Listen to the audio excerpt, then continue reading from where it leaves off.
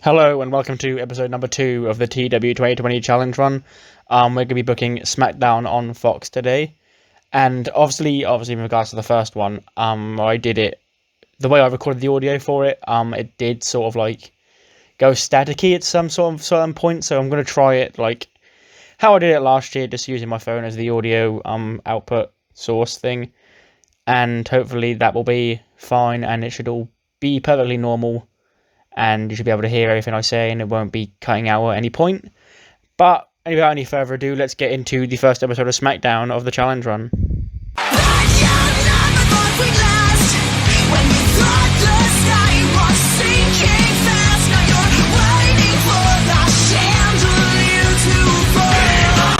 SmackDown, the first SmackDown after WrestleMania, 5 days after WrestleMania, kicks off with the Women's Champion Bayley and Sasha Banks coming to the ring. Bayley, of course, at WrestleMania, she beat Tamina and Lacey and Naomi and Sasha herself. And Bayley brags about how she's now the perfect role model for every woman in the crowd, because she beat every single person that Paige put in front of her for the whole SmackDown Women's division at WrestleMania. So she's clearly the best woman there is in this division. And of course, that would get some sort of tense stares. Sasha Banks oh no, that's me. When Paige's music interrupts Bayley, because she's the one who set up, obviously, the match at WrestleMania, Paige congratulates Bayley on her win, says that, obviously, she beat everybody at WrestleMania, so that was certainly an impressive feat, but they're only going to get more challenging from here for Bayley, because, as we heard on Monday Night Raw, Triple H said that there would be a new Raw general manager and a new SmackDown general manager, because he can't control both shows now, being, the owner, the CEO, or whatever he is, of the WWE. So Paige has once again been instated the SmackDown General Manager. And that was why she had the authority to make the match at WrestleMania, and how she's going to keep giving Bayley challenges to test her might as the Women's Champion. And of course Bayley and Sasha are not happy with this, because they hate Paige, and Paige likes to stack the odds against Bayley at WrestleMania and try to drive a wedge between her and her best friend. But Paige says, actually, Bayley, that's not true, because there is somebody on this brand that wasn't involved at WrestleMania that you didn't beat, and you haven't beaten yet on pay-per-view for the SmackDown Women's Championship, and she'll be your opponent at Payback in 4 weeks' time. And then out comes Carmella, who obviously wasn't a part of that match at WrestleMania, but she is here now, and she's going to be Bayley's challenger for Payback. And Paige, the new SmackDown, I guess, new, because she has been it before, but the current SmackDown General Manager Paige has once again got a challenge lined up for Bayley that we'll see if the role model and her best friend Sasha Banks can overcome. Random match here, gets a 70. Robert Roode is back, and he defeats Kane in 9:04 with an arm trap crossface. Basically just a way I need to fill time for a match, so I wanted to give Roode a win, because he will be doing something, and Kane is around and won't really be doing much, so you may as well use him and job him out. We then get a recap of WrestleMania, the Otis and Dolph Ziggler match, with Otis getting Mandy at the end and them sharing their kiss. And obviously this would be on the TV backstage, and it would pan to show Dolph Ziggler and Sonya Deville, who would be disgusted that Otis would do this. And Dolph says, well, this wouldn't be happening if it wasn't for that goddamn hacker. Who does he think he is, getting involved in my business? And I'm going to expose him to the world. It has become my new mission to reveal who the hacker is to the world.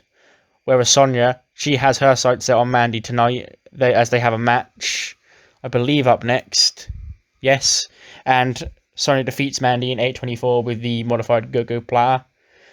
Gets a 52, which is good, considering they both got 40s. Sonya over 46, Mandy over 44. After the match, we just get Otis getting in the ring to check on his new squeeze, his main peach. And Otis would get a super kick from Dolph Ziggler. Sonya would continue to beat up Mandy Rose, and Sonya and Dolph would leave together, leaving Otis and Mandy laying after their so happy moment 5 days prior to WrestleMania, getting smacked back down to reality that not all is going to be golden for them here on SmackDown. We then get a vignette for Dakota Kai and Raquel Gonzalez, and it shows their recent destructions of NXT and how they have come together to take NXT by storm, and now they're coming to do the same thing to the SmackDown women's division. So Dakota Kai and Raquel Gonzalez are on their way to SmackDown. Did I click the... Didn't. Okay. We then get Miz TV with The Miz and John Morrison, who are still the SmackDown Tag Team Champions because they defeated... John Morrison defeated Kofi Kingston and Jimmy Uso at WrestleMania. And then Morrison, of course, brags about that and says that he's so good he could be the Tag Team Champions by himself. But he's such a nice and wholesome man that he chooses to share the spotlight with his best friend, The Miz. And The Miz, of course, thanks, John. I'd do the same thing for you because I know I'd be able to beat any of New Day by myself. And then out come New Day. People at home, etc. And they say, yes, Morrison did beat Kofi and Jimmy Uso at WrestleMania, but Miz is walking around with that championship, but he has no claim to that championship because he wasn't even at WrestleMania. And so he should face Big E right now unless he's a coward. And Miz, of course, he gets all worked up because he hates being called a coward, like Daniel Bryan on Talking Smack that one time. And he accepts the challenge from Big E, and they have their match. It gets a 60. Big E defeats The Miz with a big ending in 9:38. They don't click. So that's why the ring was so bad. But hey-ho, Big E now scores a pinfall victory over The Miz, who is one half of the Tag Team Champions. We then just get a quick match. Alexa and Nikki, the new Women's Tag Team Champions, defeat Vanessa Bourne and Jessie Kamea, just to sort of get them a win on the show because they weren't on Raw, because it was they're SmackDown women. So obviously if they're not on Raw because they haven't got anyone to feud with, they would just go to SmackDown by default. But also they just need a win on the show because I like to make your champions get wins. It makes them look good, even if it's against the likes of Vanessa Bourne and Jessie Kamea. We then get Braun Strowman, the new Universal Champion, comes out, fresh off defeating Goldberg at WrestleMania. That would have been 6 days ago, because that was on night one. He says he's waited nearly 5 years to finally become Universal Champion, and how every time he'd come close before, he'd fallen up short, and he knew that this was his one shot on the grandest stage of them all to finally conquer his biggest obstacle of his career. And now he's done it, and he's not going to let it go just that easily. He's then interrupted by the music of one Roman Reigns.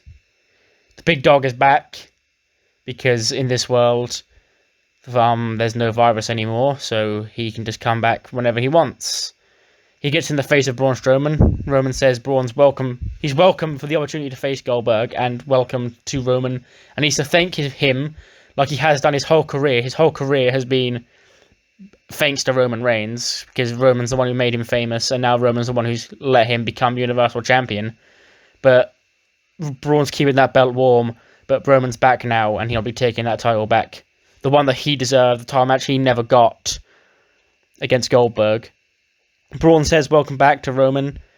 Of course, Roman doesn't get to just jump to the front of the line, but he will get a match. He will humour Roman. He has got a match that he doesn't have because he was supposed to get the match against Goldberg, so he does have that. So Braun obviously can't deny him the challenge, and he says at Payback it will be Braun Strowman and Roman Reigns going at it one more time for the Universal Championship. This time with Braun as the champion and Roman as the challenger. And this time hopefully he won't have a Hell in a Cell match that ends in no contest. Match. That's all I really have to say about that. Elias defeats Sheamus in 12:03 with a Halo Bomb. Sheamus gets a 70, Elias gets a 62, so Elias beats King Corbin at WrestleMania. 5 nights later, beats Sheamus on SmackDown. He's on a bit of a roll right now with a 63. Well, we'll see what this leads to.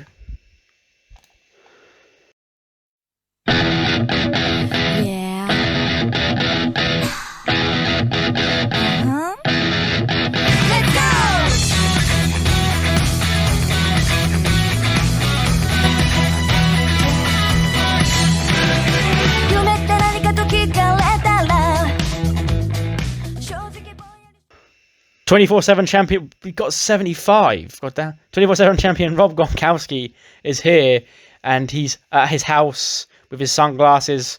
How he punked out his friend Mojo Rawley, and he became the new 24/7 champion. But fear not, because he will grace the WWE Universe in person with his presence next week on SmackDown, and it will be party time when the Gronk shows up on Friday nights on Fox. Main event is a WrestleMania rematch. Sami Zayn again defeats Daniel Bryan with a Helluva Kick, thanks to distraction from Nakamura this time. And Sami Zayn again defends the Intercontinental Championship against Daniel Bryan in a 72. In a nice little match to end SmackDown, which gets us a 66. Because apparently there's not enough hot storylines going on, because it's my first week, I don't have any storylines currently booked. I've got to make them all good. But again, that will grow over time, because I'm sure most of the storylines will become hot, because the ratings appear to be getting up fine, like Braun and Roman there, or the segment just called Braun Strowman, says got on 80, which is more than enough. So like, if you can just do that every week, then that'll be no problem at all. It's just a first week thing where like we had no hot angles because we've got to get them all going, and it's just, yeah, again, it's not really something to stress about. And so that's basically it for this show. And I'll hopefully see you again next time. We'll be booking the next episode of Monday Night Raw. I'll see you then.